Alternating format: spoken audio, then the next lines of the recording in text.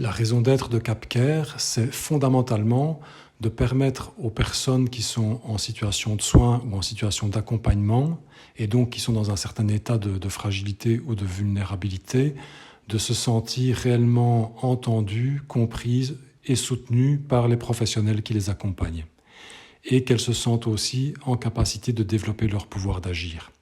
Pour arriver à ça, ça va demander de la part des travailleurs de développer une certaine posture professionnelle dans l'accompagnement de leur public. Cette posture professionnelle qui va notamment s'axer sur le respect des besoins et des objectifs des personnes qui sont accompagnées.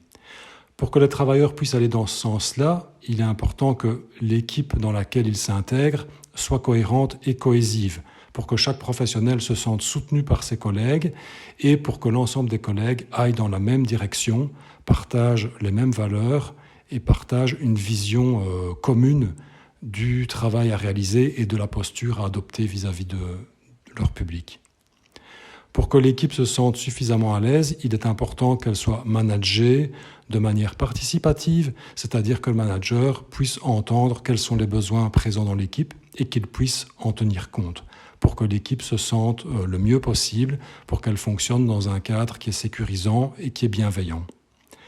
Ce manager doit lui-même se sentir soutenu par sa propre hiérarchie, en tout cas par rapport à son environnement, c'est-à-dire que la gouvernance doit également être cohérente par rapport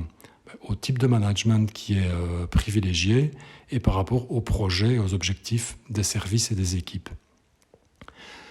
Enfin, on doit également tenir compte aujourd'hui de la dimension du réseau, c'est-à-dire que l'ensemble des équipes, des services, des institutions s'intègrent dans un réseau qui est d'abord le réseau du patient et de son entourage et qui est également composé d'un ensemble de services et d'institutions. Et il est important aujourd'hui que chaque travailleur, chaque professionnel, en relation avec le patient, l'usager et son entourage, puisse investir sur ce ou ces réseaux.